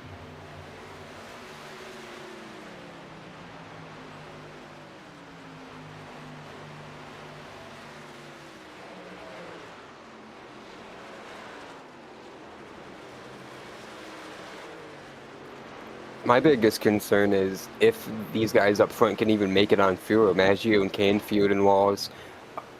We mentioned since the start of the stint, 44 laps, really pushing that window that we were estimated pre-race. I think it can be done. Maybe if you're in the position of Brett Bennett, where you were far enough back to save on the opening stint. The only thing is, like that's you clutch. mentioned, That's clutch hitting from the 16. You hear the revs just drop off a cliff. You're cutting and that's off. no surprise at all from Canfield. You're cutting off But power. You're Brett not burning is in the throttle, but danger zone with the tires. He's Yeah, too and- close to Cameron. This isn't quick, bear in mind as well. You're losing a ton of time doing this. That is a huge fuel save for Maggio. Still in the clutch pedal until getting sort of midway through turn number 4 and then getting back on the power. This answers the question. They're going to try and stretch this to the end. The good thing is he has the 14-second buffer over Caldwell. And has 4 blockers in the way who are going to try and hold on for as much as they can. Brett Bennett, Nathan Fuller, Mika Wars, Jonathan Canfield, and of course Stephen Maggio all going for the Hail Mary strategy here of a 44-lap fuel run to end the race. Remember, our estimate's 35 to 40. We knew it might be possible to pull it a little bit further than that. I don't think that's clutching in from Maggio. I think he's cut the power to the engine entirely. I wouldn't doubt it. You have to do almost anything to just limit the fuel usage here in the late goings if it really is this close. Real quick, Olivia, you mentioned he's got 4 blockers. The bad thing is I could go real haywire real quick if someone behind him thinks they have saved more than Maggio and they decide to win it for themselves, and you're not going to block for Maggio. You're going to go for the win yourself. That's why you've done the strategy. You don't care what everyone else is doing around you. Meanwhile, Brett Bennett's advantage is now only a 1.5 seconds over Caldwell. His time is running out quickly here in the final 6 laps. Yeah, and you can hear the difference in the engine note there through the corner for Cameron Caldwell. He's taken a splash in that stop. He's taken the 4 fresh Goodyear tyres, and he's all out, charging toward Cameron Caldwell. We'll follow on board with the number 12 truck here and see just how easy it is for him to get around Brett Bennett. But I'm noticing the tyre fall off is hitting now. These trucks are fading into the 43s. Again, the leaders are struggling in the high 44s into the 45s, but the gap is 12 seconds. And there's 5 laps to go for Stephen Maggio. He's 4.5 even coming into the backstretch. If he's able to make it, this could be absolutely huge. We had one of them run out of fuel. It is now only 4 trucks ahead of Caldwell. Yeah, Jonathan Canfield had to pull it into pit lane for a splash and dash, it seems like. And yeah, I mean, that was easy for Caldwell to make. Now there is on Brett Bennett, and I think that was moved on just as simply. 4 laps to go. Caldwell is 11 seconds back from Maggio. He won't get there unless they run out. Yeah, I think they might have enough here. We'd have to focus forward now to Maggio, Fuller, and Walls. It's just if they run out or not. And only they'll know that fuel number. 4 laps to go. Maggio, huge on the clutch. Maybe he can cutting off the engine into turn number 3. Same for Mika Walls, just coasting it on this low line all the way through the corner, through turn number 3, into turn number 4. Fires back up to get the power down on the straightaway. These are not quick laps, but it might be all they need. They've saved 40 plus seconds on pit road with this strategy. They're all going for this. They're all approaching this the exact same way. Cameron Caldwell is in 4th place, has, I believe that might be the truck, number 79 here of Dawson Allen. I mean, I don't really think he's getting in the way. I just don't think that Cameron has enough left in the tyres now. I think they've all had to push like hell to try and close this gap. It's not been enough. There are 4 miles left in this race. And the question is, does the number 51 truck have 4 miles of gas left? Does Nathan Fuller have 4 miles of gas? Does Mika Walls have 4 miles of gas? If the answer for any of those 3 drivers is yes, they might be taking home a checkered flag from out of nowhere here in the California sun. 3 miles to go. They're coming down the backstretch now. You can hear it. Well, you can't hear anything. Exactly. But Maggio's been up for all night tonight. If he's able to hold on here, what a miracle drive back into the top 5 after just a crazy race for that 51 truck. White flag is in the air. This race is official. Gap is 4 seconds behind. It is 9 seconds to the next car on the alternate strategy. The question is, can he make it back around to the line? We'll go on board because we just need to hear what this engine's doing right now.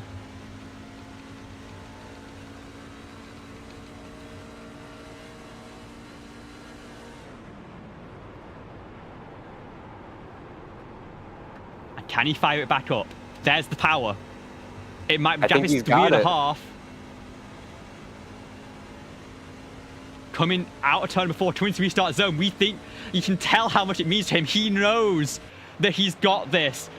Stephen Maggio with the fuel save of a lifetime to win the ACJC Gaming 200 at Fontana. Nathan Fuller will come to finish second, and Mika Walls will limp the truck home in P5. How about that rebound from Michael Waz after spinning lap 1, turn 1? And again, second place last week, third place this week. That is going to propel that number 7 truck up through the order. You're seeing the push being given from Rivers Jones. Just respect for being able to pull that off. But it's all eyes on, and we've started the burnouts early, maybe. I think that's all the 51 had left. Yeah, I was going to say there's probably not enough for burnouts. See, getting a push down the straight as fast as possible. Oh, the 25, Alonso Chicano, comes in to give some congratulations. But of course, Maggio's being pushed down the backstretch. That's a plate racing situation, and yeah, I'm not sure we'll see much in the way of burnouts. He's going to pull it down into the infield grass, and the number 76, again, great sportsmanship, Justin Raw, will push this Toyota Tundra into victory lane.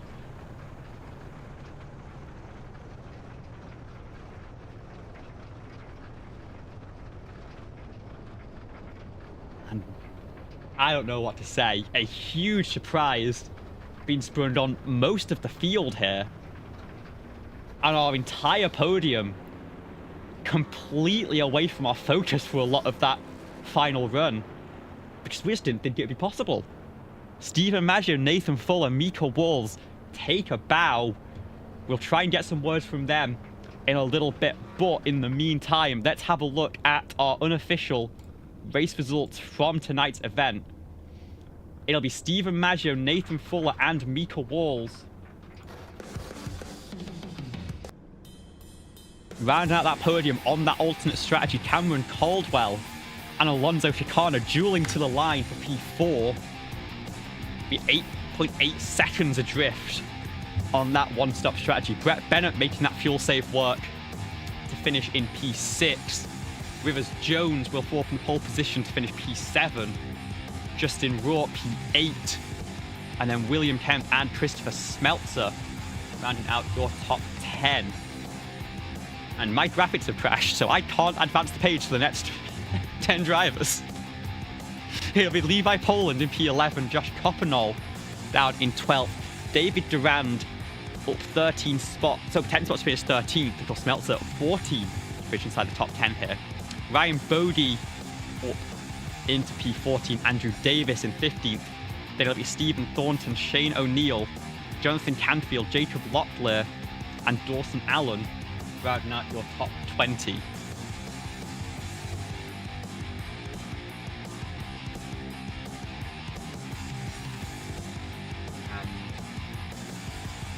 It looks like we might have drivers starting to filter through for interviews. We will try and get these graphics back online as soon as possible. But for the time being, do you want to have a word with Mika Walls, our third place finisher tonight? Sure, let's grab him in here. Hey, Micah, it's Adam up at the booth. You got a copy? I sure do. Well, let's not talk about the finish just yet, Micah. Let's talk about the start. Lap 1, turn 1 and 2, honestly, even the green flag. What happened from your seat? I can only imagine what was going on the radio when that happened. I'm glad I was up here and I didn't have to hear that. Don't worry, I was screaming and hollering at Brett, even though it wasn't his fault. But yeah, I don't know. Just cold tires are cold. Well, how did you resolve what happened there, being back at all the way at the beginning, rear of the field, and turn it into a podium run with this strategy 100 laps later? Well, I'm glad we ended up getting stage points out of everything that happened at the start of race 2 somehow. But it was just a tire saving race, and I feel like I saved tires better than most people that race. So unfortunately, it came down to fuel saving, and luckily got a podium out of it. What was the mindset like on that last stint? Was the plan to just try and fuel save all the way? Did something happen right away in that green flag run to make you just flip the strategy at all? Yeah, we were discussing as soon as Kosh came out, we saw that it was possible to make it. So me and Steven were saving hardcore on the caution and saving a little bit during the starter run. I wish I would have saved a little harder at the starter run, but it's whatever. Well, really strong start to your season so far here in season 7. Who do you want to shout out and thank with another top 5 finish here, race number 3 at Fontana? We got to shout out Bill, and shout out to Steven and Rivers and all the GOAT guys. Well, thanks for your time, Micah, and good luck in 2 weeks' time. Yep, thank you. That was our 3rd place finisher, driver the number 7, which I mentioned spinning on the opening lap, rebounds with a podium result. Michael Waz, and now I believe we're going to hear from our runner-up tonight. It does not seem like we have Nathan Fuller available right now. Never mind. Speak his name and he will appear. Nathan, it is Olivia in the JCTV booth. You got a copy? I got a copy. Well, what a race that was. From a lot of chaos in the early running, we suddenly get a caution timed at just the perfect time to open up the strategy options. And how early did you make the decision that you were going to try and make that save happen? Off the rip when the caution came out. I mean, immediately me and Brett both were like, we're gonna jump down, top off, and we're gonna clutch run it to the end. And how much doubt was there in your mind that you'd be able to pull it off? Like, how close was it in that mid phase? It wasn't. I mean, I think it was 3 laps, but it was very quick that those 3 laps built up. And then at that point, it was a mixture of speed and, saving fuel to have it 0.1 at the line, which is exactly what happened. I ran out after the checkered going into 1, so. And yeah, I mean, this is just the trickiest thing about not being sure about the pace. I'm sure you were hearing the lap time call outs for the people that had just pitted sort of into the low 42s, and the gap was shrinking and shrinking and shrinking, and then suddenly you see the 12 and the 25 stop gaining. What's the feeling like when that moment hits and you're thinking, we're not just going to make it, we're gonna hold this spot? Yeah, I mean, it was tense, looking back on the relative and seeing Cam just slowly crawling back in. And then, like you said, once he started stabilizing around 6-7 seconds out and he's gaining less than half a second, I was like, it's here. Now the only question is, can Maggio take it to the end? And, oh man, he managed to save it to the line. That's impressive. Yeah, well, I mean, it's still a fantastic result. P2 is going to give you a huge haul of points heading into this off week and then over to IRP. How much are you looking forward to the short track racing to open up a sort of different phase of this season? I am personally a fan of the short tracks, but we'll see how clean it can be. But some green flag around those short tracks, especially RP, can be an absolute blast. And of course, I've got to give you the floor now at the end of the interview. Anyone want to shout out, say thank you to, congratulations on a P2 finish? The floor's yours. Of course, JCTV for having the stream, BSR for hosting the race, all that. And of course, the teammates up there with Tour de Speed. I know some of us had some bad luck today, but Brett and I managed to come out with good finishes. And then, of course, the family watching. Glad to have them on the stream and looking forward to the next one. Well, thank you so much for joining us, and we'll see you in 2 weeks' time over in Indiana. Thank you. Looking forward to it. And with that, we've walked up the podium of the Fuel Save Maestros, and we're going to bring it with the absolute best of the best. Steven Maggio. This is Olivia in the JCTV booth. You got a copy? Yes, sir. I mean, you were running up front all the way. Let's talk about the start of the race first, because that was a really intense set of battling in that early running. You were sort of dueling, you were pushing the tires. You had a lot to lose going for this strategy, ultimately, because you were already sort of sat inside that pack in the top 10. So, talk us through how the racing was in the opening half of the race, and then the confidence you had to flip that switch and decide, we're going to try something different, we're going to trust that we can make this work. Yeah, at the beginning it was really fun battling. We were really close, especially Cameron and I. We had a really couple of close calls, and that was fun. But then after that stage, him and Kerfan were working really good together, and I was trying to save, and I felt like I was saving really good, so I was a little annoyed when that caution came out. And then they were working really good again after that, and I saw there was 4 of them up there, 4 teammates, and I was like, I can't 1v4 them. I'm probably not going to have a chance to win. And to be honest, whenever I race, I don't usually worry too much about points. I always race for the win, so I was like, I'm going to try to save, and I started to save a little bit, and I was just clutching, and I was staying with the pack, and I was like, okay, this is pretty good. And I was trying to stay with them so I could get their draft, and I was clutching, and it was working because I was staying with them, and then I realized I was still a little bit short. So then I started to really save, and then I figured when they weren't saving, that obviously eventually it wasn't going to be in the draft anymore. So I kind of switched gears, and I just started turning the truck off in both turns. I was just clutching and turning the truck off and coasting, so that way I didn't have to use any brake, and then getting back on the throttle. And I was right on the border for the whole probably last 25 laps. It was going back and forth. I'd be like 0.3 to a good one lap, and then the next lap I'd use a little bit more in accident, and I'd be a little bit not enough. And then it was just about finding that balance, and finally I was able to find that balance, and it was about a tenth of like a lap to the good for the whole rest of the race, probably the last 10 laps, and then I sputtered across the line. I mean, it was a fantastic execution of that strategy, but there's always that pressure. Seeing the trucks lurking from behind, you knew that Caldwell, Chicano, Jones, they were all on those fresh tyres, and they were gaining so quickly, about 3 seconds a lap at the start of the stint. So how do you handle that pressure, not just from them, but also the trucks that you're battling on the same strategy? And when do you really feel that confidence of, yeah, I think I've got this one in the bag? When you're fuel saving, I don't know if it's about like thinking you've won it or thinking you haven't won it. I think your first priority always has to be, can I make it to the end? And if you can't, if you're right on that line like that, you're just teetering on it. The only thing you can focus on is, am I going to make it to the end or not? Because it doesn't matter if I'm ahead of them and I run out of fuel, and it doesn't matter if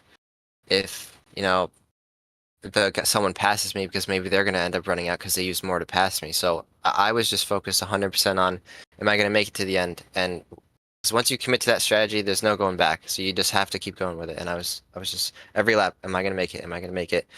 And yeah, and I was saying, if I'm gonna in my head, I said, I'm going to make it to the end of this race, whether I win or not, because there's no point in trying to worry about if someone's going to catch me and then I run myself out of fuel. So that's what I did. And then as the run went on and their tires wore, they weren't catching me as much. They were catching me around 2.5 seconds at the beginning, I think. And then by the end of it, it was only like 1 second. And that was really hardcore saving at that point. So it just worked out. I didn't think it was going to work out. But like I said, I just wanted to try it. I was going for the win. That's what I raced for. Well, it was a fantastic show you put on. Really caught us by surprise, but again, expertly done, and a very well-deserved checkered flag.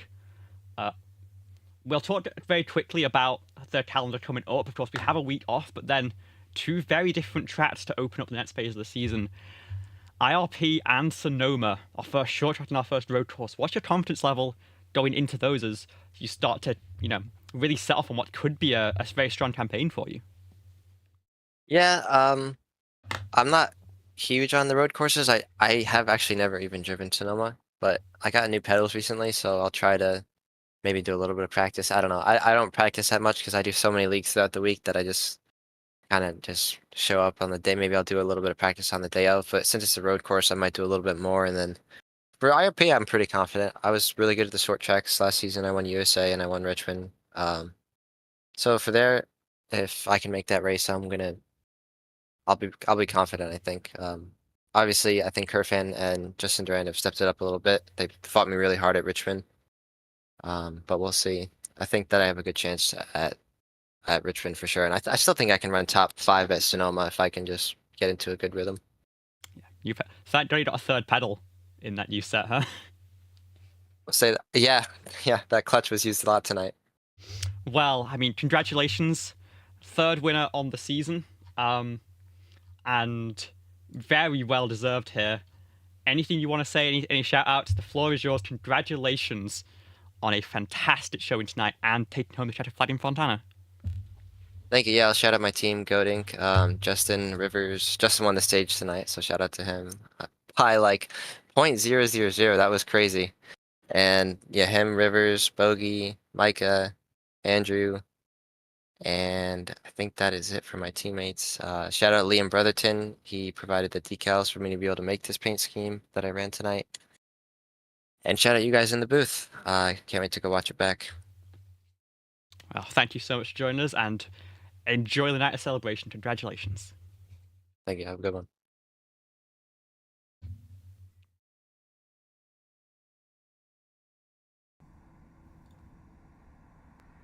And with that, another week of racing comes to an end and another fantastic grandstand finish in the BSR AMSOIL Truck Series. Wasn't quite the margin we had last week, but the excitement was all there. The sort of strategy battle and the ebb and flow as the lead got hunted down in the final stage. And this time it was Stephen Maggio able to fend off and keep enough fuel flowing through that engine to keep the lead and win this 200-mile race. Any final thoughts before we head off from this one? Yeah, as you mentioned, pretty awesome finish there, even though it wasn't a photo finish. We still didn't know what was going to happen there on the last lap. Everything could have changed upside down on that last circuit around this beautiful, awesome 2-mile speedway. Like you mentioned, top of the show, awesome. We were able to race here again virtually and continue the streak of racing here in all 7 seasons for the AMSOIL Truck Series. I really thought the inaugural winner here of the AMSOIL Truck Series at Fontana would have won it again tonight, but it was just a little bit short for Cameron Caldwell. His strategy didn't go out his way and ends up with a 4th place finish, just barely over Alonso Chicano tonight. And just a quick standings update before we close out the show. The win there from Stephen Maggio propels him up into 8th place after actually missing a race earlier on in the season. Was not present at Daytona, but already up into the playoff positions, and of course has that win as a wild card if need be. The top of the standings now held by Rivers Jones, ahead of Justin Raw and Justin Durand, who of course had that speeding penalty. It's knocked him off the top of the standings down to 3rd place, but still very much in contention heading through the rest of the season. On Chicano and Alex Kerfan, top 5 in the standings right now. We'll be off next week. Everyone's going to enjoy the Rolex 24, the real one this time, and we'll be back in 2 weeks' time at the Indianapolis Raceway Park for a great little bit of short track racing where these trucks can really shine. Thank you so much for joining us tonight. It's been an absolute pleasure to bring this broadcast to you on JCTV. I have been Olivia Hayward. Alongside me has been Alex Kuhn, and we will see you in 2 weeks' time over at IRP. Thank you so much for joining us.